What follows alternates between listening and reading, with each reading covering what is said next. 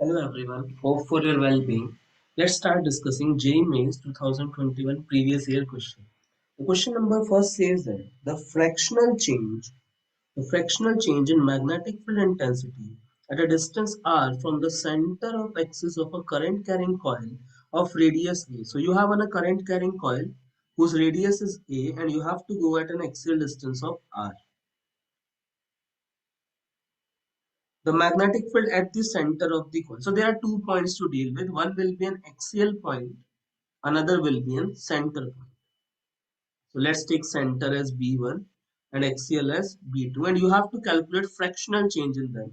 There's also mathematical conditions that say that R should be less than A. That means radius is bigger than R. That means the point is closer to the center. Now, you have to calculate fractional change in magnetic field. So change in magnetic field by original magnetic field, that also means B1 minus B2 by B1 you have to calculate. We know the magnetic field at axial position of a current carrying coil is given as mu naught by 2 I radius square, that is A here, divided by A square plus R square की power 3 by 2. That's the equation number 1. We already know the magnetic field at the center of a current carrying coil is mu naught I by 2 into radius, that is you have to calculate the difference, and this already we know axial is B2 and this is B1. So we have to calculate delta B by B. So the common thing is mu naught I by 2 in both the equation is there. So when we'll subtract in first part and divide it by the other part, so this will be cancelled out. So we should not have to bother about mu naught I by 2. So what is left here is we have to write 1 by A, 1 by A minus, for this, minus A square by A square plus R square to power 3 by 2 divided by 1 by. So A is also there. So better we will multiply numerator and denominator by A. So then this will become 1 minus A cube by A square plus R square to power 3 by 2.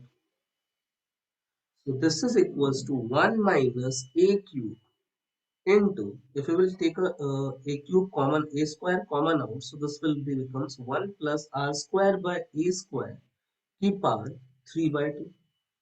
So let's this as out. So 1 minus A cube by A cube, because this will become A square into A to power 3 by 2. So 2 will cancel, A cube. 1 plus R square by A square. So this A cube is cancelled. So finally this becomes 1 minus 1 plus R square by A square to power minus 3 by 2. Now, it's already given you that A is greater than R. That also means A square is extremely greater than R square. So we got change in magnetic field by original magnetic field is 1 minus 1 plus R square by A square raised to the power minus 3 by 2. So that also implies you R square by A square is extremely smaller than 1. So we can use a binomial expansion that states that 1 plus x to the power n is equals to 1 plus nx when x is extremely smaller than 1. So here x is r square by a square. In that case, you can write delta b by b is equals to 1 minus 1, power will come in multiplication. So this will become minus 3 by 2 r square by a square. This one cancels. So delta b by b is equals to 3 by 2 r square by a square. And that will be the answer for this question.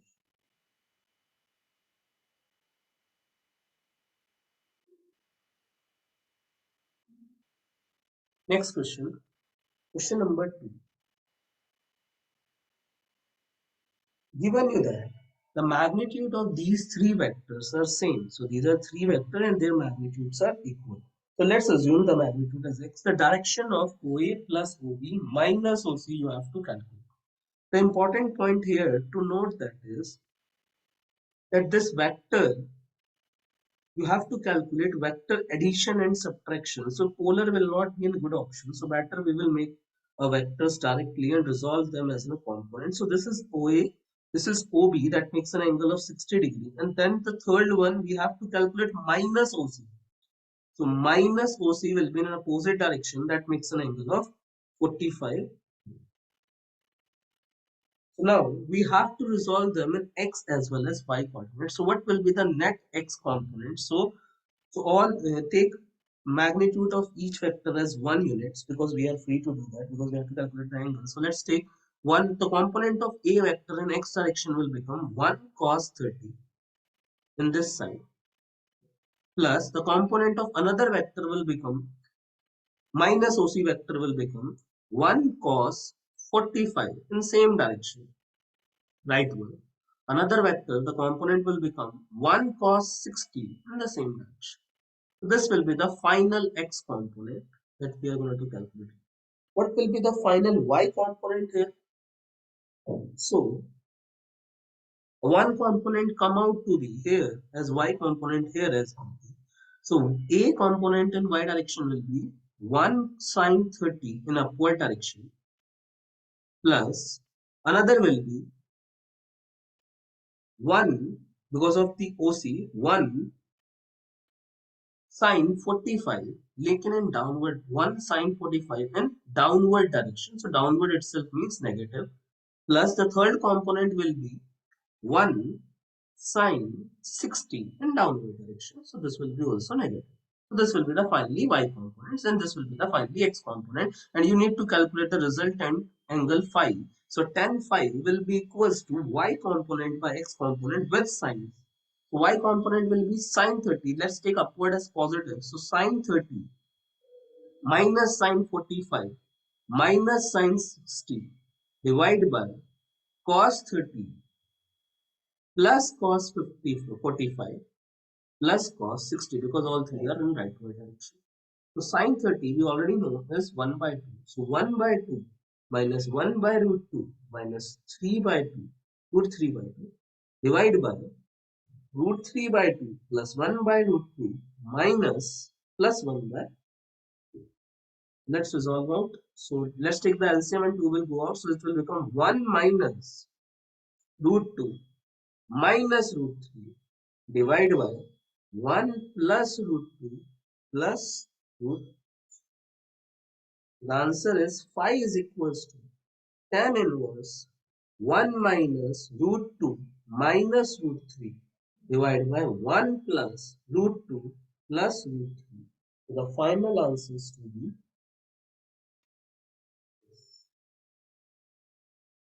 the next question. Let's move to the question number 3. It's given here that a car B overtakes another car A at a relative speed of 40 meter per second. How fast will be the image of car B appears to move in a mirror of focal length 10 centimeter fitted in a car A. So there is a mirror. You already know there is a mirror. It's given you that, and the mirror is a rear view mirror. So we already know it should be in a convex or concave. So it should be a convex mirror. So this will be the wrong one. So it should be a, because the mirror in a car will be a rear view mirror, and rear view mirror will be always a convex mirror. So we draw convex mirror. So convex mirror, and the object that is a car, when a car B is 1.5 meter away from a car A, so the car is actually 1.9 meter away this case. So U is already 1.9 meter, because the mirror case is there. U is already given, focal length is already given, so it's better first we have to calculate V, where the image will be formed. So U is there, the focal length is given you as 10 centimeter. So focal length is 10 centimeter, and if you multiply this, so it will become 190 centimeter will be the U. So using the sign convention, whatever you like. So let's take the left side is negative. So if I will complete its circle, the right side will be the focal length, and that should be the positive. So that will be taken as positive, and U should be taken as negative. So we can use the mirror formula that says that 1 by V plus 1 by U is equals to 1 by F. So we have to calculate the magnification, or you can use the direct formula also. So 1 by V is equals to 1 by F minus 1 by U, but 1 by U itself is negative, so it will become 1 by 990. So V is equals to 10 into 190 divided by 190 plus 10 is 200. And magnification is given as V by U. So magnification in case of mirror is given as V by U. Then the magnification will become, so V is itself is, we already get, and U if we divide, that is 190. So the answer is 10 by 200. So that will be the magnification.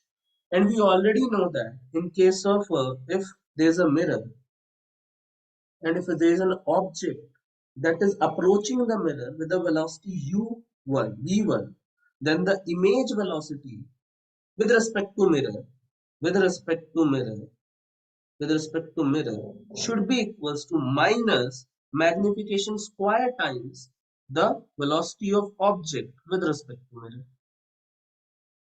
Because this derivation come when you will differentiate this equation and you will get the result. So the velocity of image with respect to mirror, that should be equals to minus of magnification square times, that is 1 by 400, that is the square of this, and divide into velocity of object. The object velocity was itself 40 meter per second, it's given initially, and this was the velocity of object with respect to mirror because it was with respect to car 2. So the answer will be minus 1 by 10, that will automatically becomes minus 0.1 meter per second. So the answer will be minus 0.1 meter per. The answer will be what? 4. C, D is the answer. Next. Next question is question number 4. It's a tricky one. Inside a spherical shell, you have a uniform spherical shell. Uniform spherical shell. So inside shell, there is no mass. So the mass is only on the outer periphery. The mass is only on the border or outer periphery. You can say that. Hello. So what should be the field inside this? So electric field or magnetic field or what? Or you can say that if you have to calculate gravitational field also inside the shape, it's better that you will apply Gauss's law to calculate the electric and gravitational field.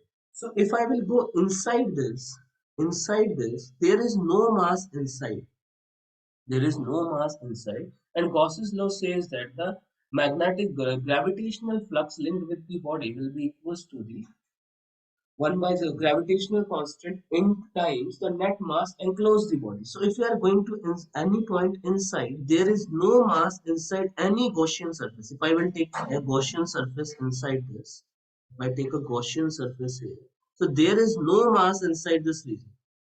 If there is no mass inside this region, so Gauss's law, according to Gauss's law, so the magnetic gravitational field, or you can say the electric field inside is, gravitational field inside will be equals to, gravitational field inside at each point will be 0 because there is no mass inside it. Same applies for charge also because Gauss's law states in that.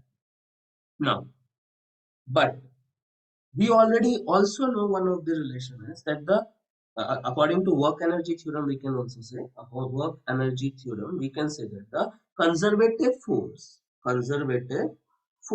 is equals to minus du by dr will be equals to the potential energy gradient. So if I am talking about gravitation, so if I will multiply by mass, divide by mass, so this will become gravitational field. So gravitational field intensity, you can say that, or gravitational field, you can say that. Better, I will say gravitational field intensity is equals to minus, and that is also called as gravitational field, is equals to minus dV by dr. So this is also relation. Any field is given as my potential gradient. Potential gradient will be given equals to electric gravitational field. Now, if you already know inside this, according to Gauss law, the electric field is 0. That means the gravitational field is 0. That also means du is also 0. That means change in potential is 0. That also means potential is uniform inside. Potential is uniform inside. That also means it's an inside all the points inside the spherical shell is an equipotential surface. All points inside the shell is an equipotential surface. You know? But that doesn't mean the potential is 0. That means the potential is same throughout. So potential inside is not zero. The first statement is correct. The gravitational field is zero. But the gravitational potential inside is non-zero, but it is uniform throughout the body. Third point, the gravitational field is same everywhere. Then it is correct because everywhere the point is zero inside. So gravitational field inside is same everywhere, so that will become true. And this is also true because the potential at inside at every point is uniform and it is behaving like an equipotential surface. The answer will be A, C, and D only. Next question. A two narrow bores of diameter this are joined together to form a U-tube manometers open at both ends. So you have a U-tube manometer that is open at both the ends, but the diameters are different. So one will be a bigger one, another will be a narrow.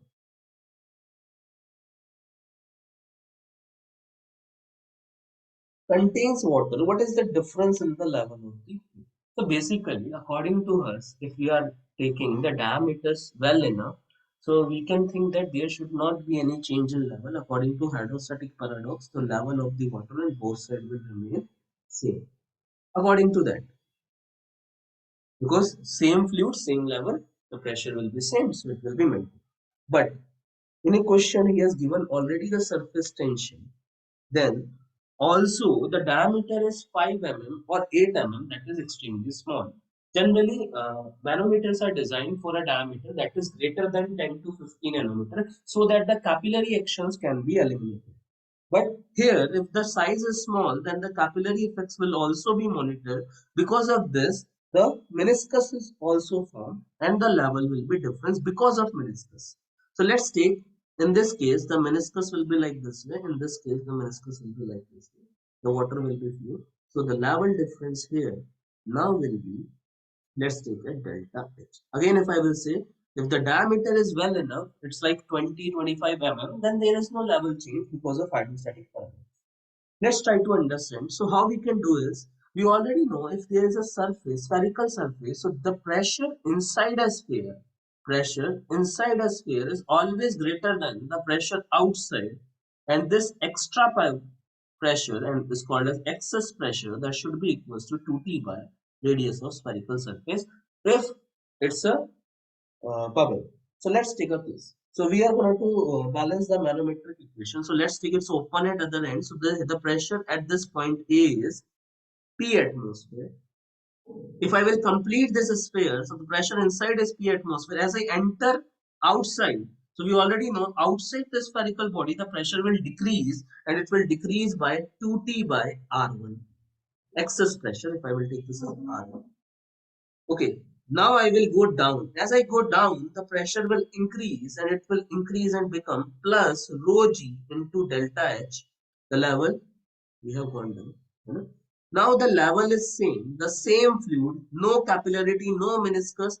So there is no need to go down. If you wish, you can go down also as like x this, x this. So if you go down, the pressure will become rho g. You will go down to x and you will come out here. If you will go up, the pressure will decrease. So it will become minus rho gh. So there is no use of this because the pressure at same level will remain same. So we reach here. Now again, it's a spherical side and pressure inside the sphere is higher and we already reached to this point.